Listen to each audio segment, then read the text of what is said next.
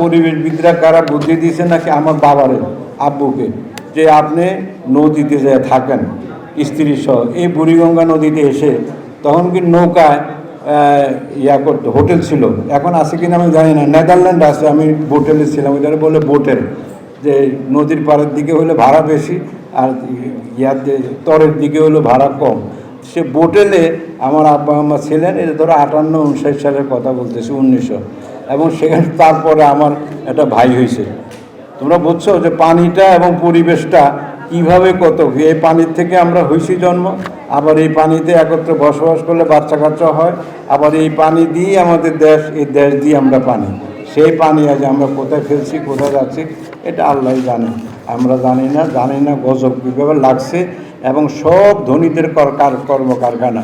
এই তুমি দেখো এই যে পানির কোম্পানি, এই যে বোতল, এরা সব এই যে বোতল, এই যে বোতলজাত পানি ছাড়া আমরা পানি খাইতে পারতেছি না, কোনো পানি পান করার কোনো, দেশে গ্রামে কোথাও পানি নেই, এখন ওই টিউবওয়েলের পানি উপরে উঠছে, গোসল করতেছি, সেগুলো প্রাকৃতিক কোনো অরিজিনালিটি কিছুই নাই। সেই দুর্দশা কীভাবে যাবে জানি না। আমার কাছে একটা বারবার মনে হয় যে আমার মনে হয় জন্ম নিয়ন্ত্রণও একটা বড় কারবার। আমাদের জনসংখ্যা এত বেড়ে গেছে যেটাকে নাকি আমরা উপরি পর্যায়ের একটা বলি যে জনসম্পদের, ওই জনসম্পদ মানে বিদেশের লোক পাঠাইয়া টাকা রোজগার করা, এত কষ্ট করে তারা বিদেশে যায়, এত কষ্টে থাকে, সেই টাকা আমরা এনে দালান করি, এটা তো হতে পারে না। এইভাবে এটাকে জনসম্পদ না বলে এটা আমার মনে হয় এটা লায়াবিলিটি।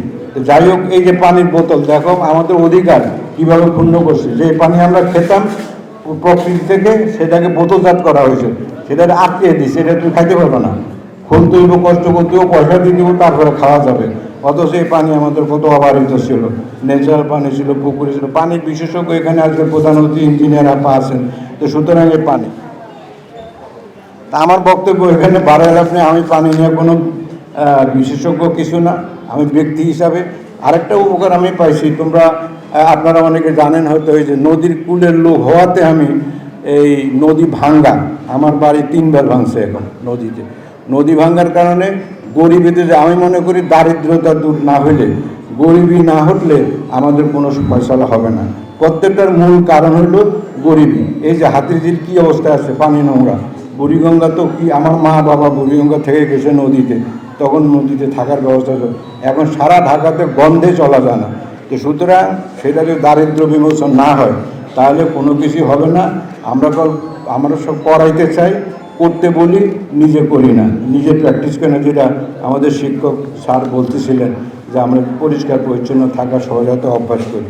তো আমার মনে হয় আমি যে কয়েকটা বললাম, একটা হলো যে পানির এলাকার, নদী ভাঙ্গা এলাকা বলে গরিবের জন্য চিন্তা করছি, গরিবের ঘরে মানে গরিবকে নিয়ে কাজ করছি।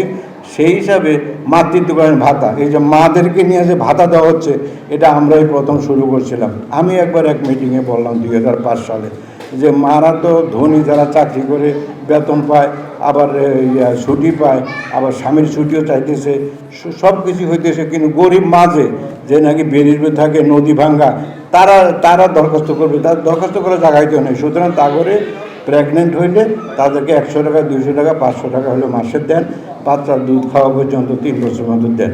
সেটা সরকার দিচ্ছে ডক্টর ফখরুদ্দিনের আমলে, এখনও সেটা সারা দেশে চালু আছে। তা আমি সেই জন্য বলতেছি, দারিদ্র বিমোচনের দিকে যদি না যাই এবং নিজে যদি সেই প্র্যাকটিসগুলি ধাপে ধাপে না করি, শুধু করো দাও, প্রজেক্ট করো, প্রজেক্টে কোনো ফয়সলা হয় না। প্রজেক্টে আমাদের দৃষ্টান্ত সৃষ্টি হয়, কতগুলি জায়গা তৈরি হয় পরিষ্কার পরিচ্ছন্নতার বা ভালো কাজের, কিন্তু সার্বিকতা আসে না। সার্বিকতা আসতে হলে সার্বিকতা নিয়ে কাজ করতে হবে।